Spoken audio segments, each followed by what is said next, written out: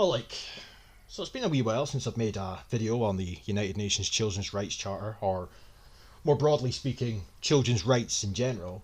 But I stumbled across something earlier on today that I have made a video on in the past, but it seems since then uh, it's developed somewhat.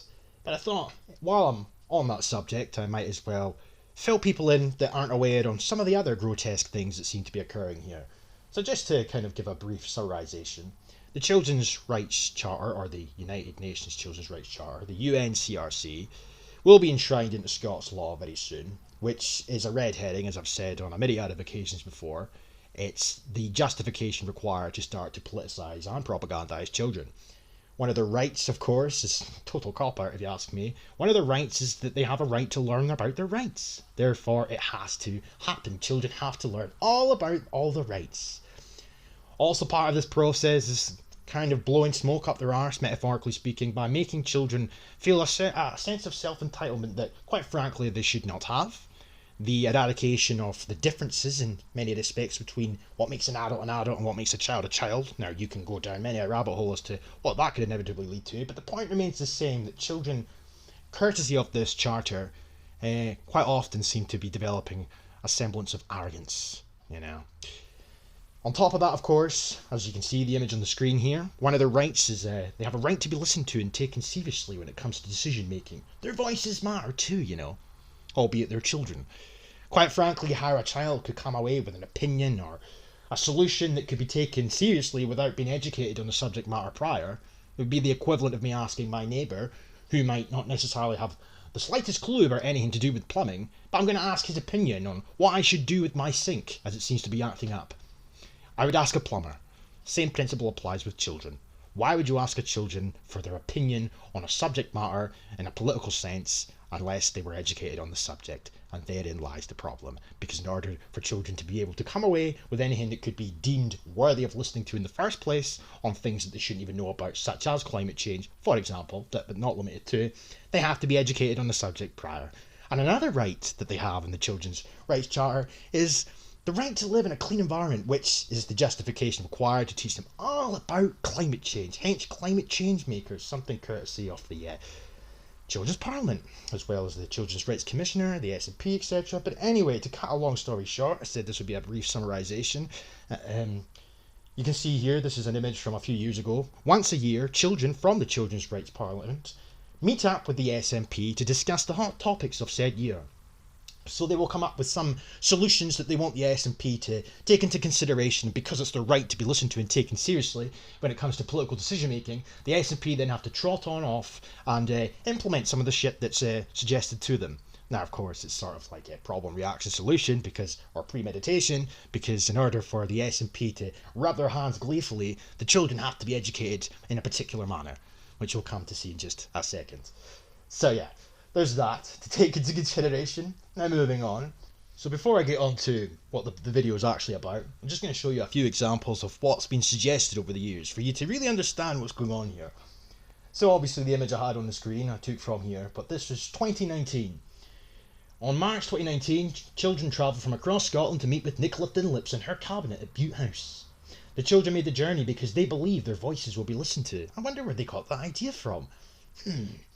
Certainly not the sort of thing I considered when I was their age, but hey ho, I wasn't politicised. Anyway, coming down, it says the annual Children and Young People Cabinet meeting is a unique opportunity for Scotland's youngest citizens to participate in democracy at the highest level. Engagement in this event represents a reassuring development in Scotland's culture, that of children's views being actively listened to, their ideas taken into account and acted upon. Members of the Children's Parliament have been encouraged by the First Minister's recent commitment to ensuring children's rights are incorporated into Scots law. Children talk about their rights as protections, which help them to grow up feeling healthy, happy and safe. Oh, well, thank God for Nicola Dunlips deciding to implement yet another United Nations policy, because prior to the implementation of the UNCRC, children just weren't growing up happy or safe. Thank God for Sturgeon, she really is a guru. Children's human rights ensure children are recognised as democratic participants today, not just the often described citizens of tomorrow. They're children. See, there's something very sinister about all of this. The undertones, they're quite questionable, you know, in all honesty. I mean, I don't even know how to go about this without sounding somewhat conspiratorial, but nothing that this suggests to me is in any shape or form normal. It's grooming at the bare minimum, and it's a lot fucking worse at the worst. Anyway, just to cut to the point a wee bit, come down a bit further. Members of the Children's Parliament attending this year's Cabinet meeting agreed upon 3 key issues to raise directly in their conversation with Thin Lips and her Cabinet. Poverty, relationships with teachers and bullying. Right? And that's not necessarily too untoward, but it gets worse as the years progress. So, another year goes by, 2020 comes around. The Cabinet takeover is important. So people can see children are serious about these issues and are trying to change things. And 2, because obviously there's some things only the Scottish Government can change, said an 11-year-old. Thanks for your input, love. I wonder where you got that idea from. Surely not your own opinion. But anyway, making children's human rights real. Yeah, that's right. So, all this talk of the United Nations Children's Rights Charter, and lo and behold, it sort of spurred the children on to start demanding that it become enshrined in law. It's almost as if this was premeditated to a certain extent. Why else would they initially start introducing the subject matter at hand to the children, if not for the children to inevitably come to a point where they want to see it enshrined in law? The Scottish Cabinet meeting with children and young people, this is the same repetitive shit anyway.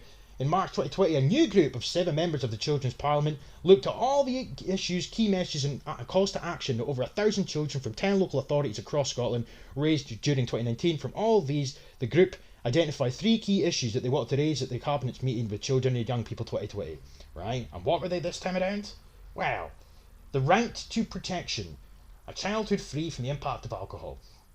The right to food security in Scotland, the right to education, children's human dignity in school. As well as these 3 issues, the children asked the Scottish Government that the Scottish Government keep them updated on the issues of relationship with teachers. Finally, they asked the Government to make sure all children and adults in Scotland know about children's rights and about the incorporation of the UNCRC. This, they felt, is key to making rights real for all children in Scotland. Well, I'm sure the SNP were happy to oblige with that demand, given it is one of your rights, or it will be when it's enshrined in law. Wonder where they came up with that suggestion. So, let's move on ever so slightly to 2021. So 2021, the same principle applies effectively, but they say here, we picked 10 issues we felt were most important and worked with other members of the Children's Parliament to come up with ideas to tackle these issues. We put these ideas to a national vote, with over 2,600 children taking part, telling us which ideas they felt will make rights real for Scotland's children today and in the future. From all this work, we picked 3 key issues and ideas to take to our meeting with the Scottish Cabinet. So Nicola Thin Lips, John Swinney, etc., all the feminist gurus, all sit there around the table, the children come in with all their little ideas, and lo and behold, anti-racist education. Very, very coincidental that, given all the hoo-ha that was taking place around about this time period, post-George Floyd. Trees for all and involving children in national decision-making. So they've got a right, or one of their rights is to be listened to and taken seriously on all things political and decision making, and it just so happens that one of the demands that they had for the SNP was the fact that they want to see children being involved in national decision making. Almost starting to see a pattern emerging here. Politicised children, problem, reaction, solution, premeditation. So, 2022, of course, is where we're getting to the point of this video. For 2022, to get ready for this year's Cabinet meeting, 7 members of the Children's Parliament from across Scotland explore key issues with their peers. From this investigation, the children chose 3 issues which they felt were important and that represent the voice of children across Scotland. And wouldn't you know, the key issues, one of which is gender equality in education. Slap bang coincided with the release of Helena Kennedy's report, the groundbreaking report about how misogynistic Scotland was, How very convenient. Children's mental health and well-being, adults realising children's rights. See, this is what I was on about, the arrogance. Sort of an arrogance that's beginning to emerge with some of these children. I'm not disparaging children, by the way, but my point is they should be seen and not heard. Quite frankly, I don't give a shit what a 6 or 7-year-old's opinion is on gender equality or lack thereof. When it comes to inequality, I should say. I have nothing. I have no time for sitting by and listening to little 4 or 5-year-old climatologists, nor do I want to hear from a 7-year-old anti-racist. if I'm being truthful on said matter. But just to go a wee bit further down here, gender equality in education. What needs to change? They want the Scottish Government to end gender stereotyping in schools. Oh, how convenient. Nicola Sturgeon could have wrote this herself. Effectively, they did though, did they not? Because, it's their education at the end of the day. They've rubber stamped all this bullshit. It's very strange that a bunch of children are managing to come up with near enough identical, word for word, verbatim suggestions that you would assume would be what the SNP would come up with if they were the ones that were coming up with suggestions for change. Some of the examples is, of course, supporting the development of friendships between boys and girls. Supporting girls and boys to engage in sport and play they aren't immediately drawn to. And it's just constantly interfering. Girls should be encouraged to play outdoors and take more risks, and boys should be encouraged to try play with, which promotes emotional skills. Gender should not decide how children play. It's not how it goes. They're just built differently. I hate to break it to you. But of course the children will be none the wiser on this front, because the narrative, of course, is that it's all that pesky patriarchy and gender stereotyping, and the children are just being used, they're being exploited and groomed, and they are coming up with suggestions that are exactly how the SNP would assume that they would come up with. Alright. Removing gendered school uniforms, removing gender expectations, stereotyping language should be removed from schools.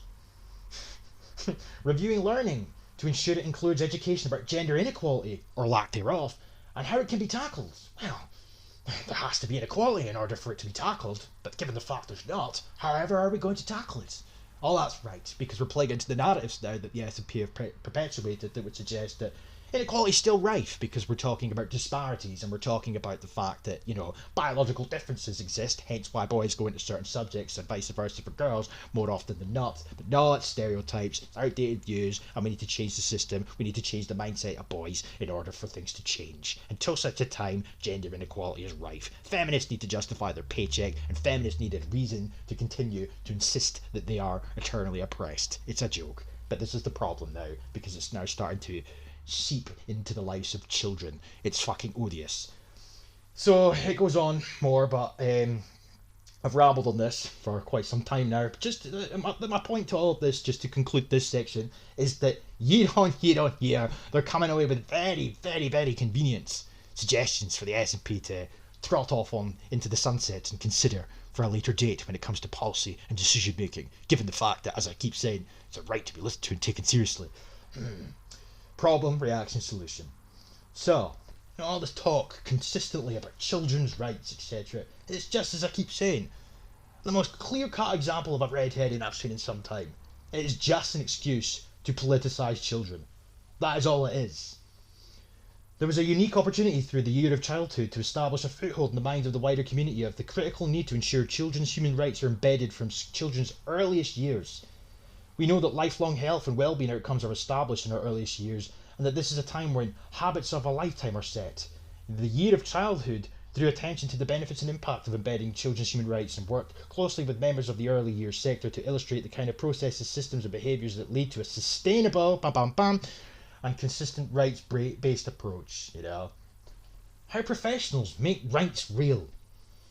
So before I come on to the gender inequality, or lack thereof, section, there's a few other things I just want to show as well, because as I say, it's not just limited to feminist bullshit, nor is it limited to simply climate change makers or climate change defenders, as they call themselves. They also get called human rights defenders. Yes, these are the sort of labels that children are being given. Human rights defenders, climate change makers, sustainability investigators. Like, I'm not making these terms up. They're legit. Questionable though. I suppose it sounds cool when you're a 6-year-old that's been told that your opinion should be taken seriously, The individual professional person who engages with children's day-to-day is a key ally in the delivery of the experience of rights for children, whether at school, within service provision, or in the community. As the rights of the child enshrined in the UNCRC become law, members of the Children's Parliament investigated how professionals make rights real. Go to the Children's Parliament Investigates how they make rights real for a bank of inspirational resources and prompts created by members of the Children's Parliament who happen to be children. And they're effectively just representatives of local areas. Said local areas, of course, are the ones that, because it's from the top down, are the ones throwing out all this propaganda to all the schools across their respective constituencies. There's some of the resources here, etc. Using our established approach, 12 members of the Children's Parliament have been meeting with professional people to talk about childhood and children's human rights and to explore what professionals can do to make rights real. Ages between 9 and 11 investigated the topic on behalf of children all over Scotland. They met with adults who do all kinds of jobs involving children and discussed how children's rights can be upheld and enacted in the workplace. Employing their findings, the members of the Children's Parliament co-created a range of resources to support professionals to embed children's rights into their practice. The project is now complete. To mark the completion of the project, they proudly presented their creations at local events. Right? Okay. Grandiose. So. Hi, I'm Jacob. Hi, I'm Lewis. Hi, I'm Neve. We're all members of Children's Parliament in Slovenia. Hi, I'm Chloe and we're working with adults to help their children's right practice. We are investigating how professionals make children's rights real. Neve, and I really like being a member of Children's Parliament because my views are included a lot and I get to do loads of fun projects. We've been interviewing professionals to see what they know about children's rights and how they get, if they get down with children and if they work with children. Adults and children work together.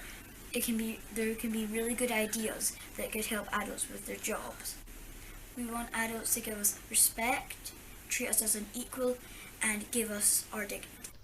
So in order for children to be of the belief that they are worthy of respect and they are lacking dignity and they want to be treated equally, I would assume they must be taught that the opposite currently is the case.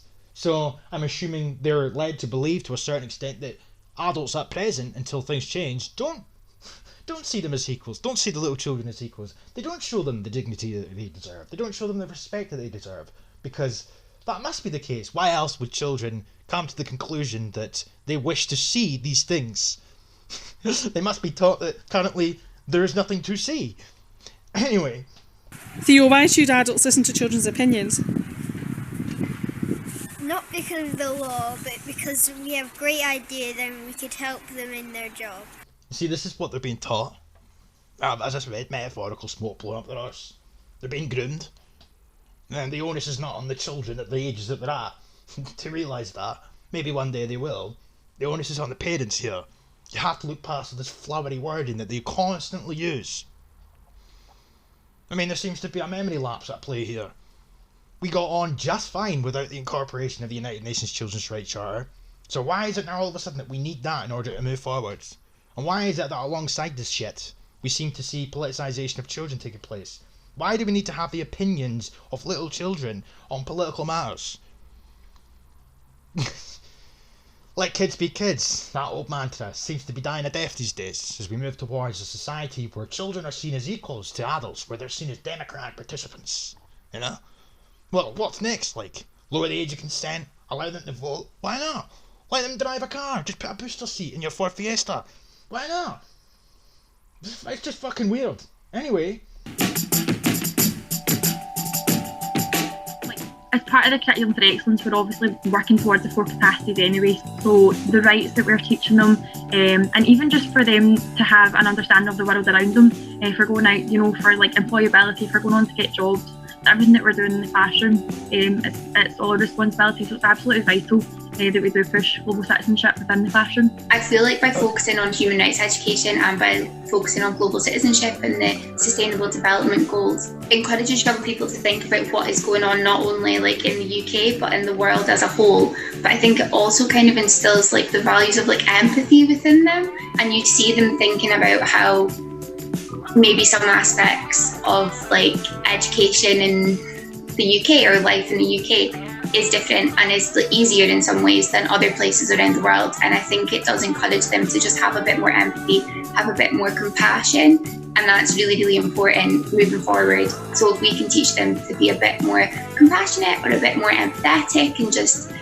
want to help others by having an understanding of the world, then it's only going to benefit young people as they move forward, really. We've seen even from the lessons that we did, how much they were willing to take a stand for things that really actually mattered to them. So not only within their own community, but they were obviously also really passionate about getting involved in things that were happening across the world. So I think and I'm assuming you're talking about climate change, for example. Yeah. Again, politicised children, but then they blow the smoke up said children's arse by saying they pat them on the back and say, oh, they really wanted to get involved. But that's because you've taught them all about climate change. That's because you've taught them that if we don't implement equitable social justice societies with well-being economies, if we don't all stop consuming meat and driving cars, that the world's going to burn to a cinder, and it's all the white man's fault due to the Industrial Revolution. So we need to change things right now. That's why the children need to go out and protest. Encourage the children to go out and protest and pat them on the back as they stand there with their placards that are filled to the brim of quotations from the textbooks that have been given to them, which taught them all about the climate crisis, And then you just pat them on the back, blow smoke up their arse, and the parents, for some strange reason, seem to be so proud of little Johnny because he's been politicised. But to the parent, for some strange reason, I'm assuming, not all parents, but some parents, they can't seem to fathom that this is just political doctrine 101. What the fuck is the United Nations Children's Rights Charter? As they try to masquerade, they try to insinuate that it's just simply about children growing up in happy, safe environments, etc. They quite often strawman by bringing up the issues that children in care face, right? We can have a discussion about that, that's separate. You don't need a bill to incorporate rights for every child across the country. You could have a bill specifically set up for kids in care if you want to go down that route. It's a straw man, right? Point is though, what has any of that got to do with global citizenship and sustainability and climate change? It's almost as if it's all the same thing. Of course it is, because it all is derivative of the same thing. The United Nations, UNESCO, the WHO, etc. And we can, I suppose, add the WEF to the list these days, but the point remains the same. It's the same fucking serpent, just a different head. Give young people a chance and kind of share this information with them and get them to look at other places around the world. They do actually get really passionate about it. Sometimes I think people assume that young people maybe don't have an opinion about something, or they're not willing to discuss an issue overseas. Well, they wouldn't have an opinion if they didn't know about it. So they always do this. People just assume, they look down on children, and this is what they teach the kids as well. They teach the kids that people assume they don't have opinions. Your voice isn't heard. They don't think you're worthy. So let me tell you all about climate change, little Johnny, and then I'll hear your opinion after the fact. By incorporating just all of the UN Sustainable Development Goals and different human rights into lessons, I was really surprised by how much the young people do have an opinion and they do want to be involved. And it's amazing to see how when you just give them the opportunity, they do take it and they will run with it because they are. Right, so you introduce the brainwashing, the propaganda to the children, and then you're surprised that they start to get into it. And it's not just that they slap down on the desks of these children all the sophisticated waffle, for whatever subject at hand we're talking about here, whether it's climate change, whether it's anti-racism, whether it's equity, social justice, etc., etc. Oh, no, it's designed in a manner that's engaging for children. So it's all intrinsically designed to keep children biting that bait, get caught on that hook. They get sucked into the shit, and then what? Just fannies like this woman here. Oh, I'm actually surprised that they got in it. Well, I wonder why. Because it's designed to get them involved. It's designed to get them to want to participate. It's designed to get them to a position where they end up demanding action. It's turning them into protesters, effectively. It's turning them into little human rights defenders. Are passionate and they are engaged. It's just incorporating it into your lessons to give them the opportunity to. Jesus Christ. So, speaking of sustainability, so this is very recent, in fact, 21st of October. And it says here, learning for sustainability. What can adults do? This is still a children's rights parliament, by the way. To accompany our consultation with children of learning for sustainability provision across Scotland, we were invited to return to our partner setting to speak to adult educators on their experiences of delivering the curriculum. And you can read this below. Oh, we will. In short, anyway. There was a unique opportunity to establish a foothold in the minds of the wider community of the critical need to ensure children's human rights are embedded from children's earliest years. Of course you did. So, let's get into the sustainability aspect of things, shall we? One of the project workers reflected on the process of the work, saying that she was grateful for the opportunity to engage with adults who were so passionate about the future of children's education in Scotland. The interviews provoked my thinking on what structural and cultural change can look like from an educator's perspective. For practitioners implementing this on the ground, reflecting on my time in the interview process, I look forward to seeing a new Learning for Sustainability curriculum, refreshed, that focuses on supporting adult educators to match children's passion for climate action. Children's passion for climate action. I wonder how they got to that point where they have passion for climate action. I wonder, could it be that they were learning about it in their textbooks? No, of course not. No, it's just because, thank God for the United Nations Children's Rights Charter, because it's just managed to provide the children with the opportunity that they've always dreamed of, to be able to speak their minds on subjects that they quite clearly knew all about prior. Positive well-being and justice for children's human rights. Oh, of course. I didn't know that children shouldn't be taught about responsibility and that they just have rights. This is hard when we think about climate action. Supporting teacher from Perth said. Oh, just fuck off, you absolute.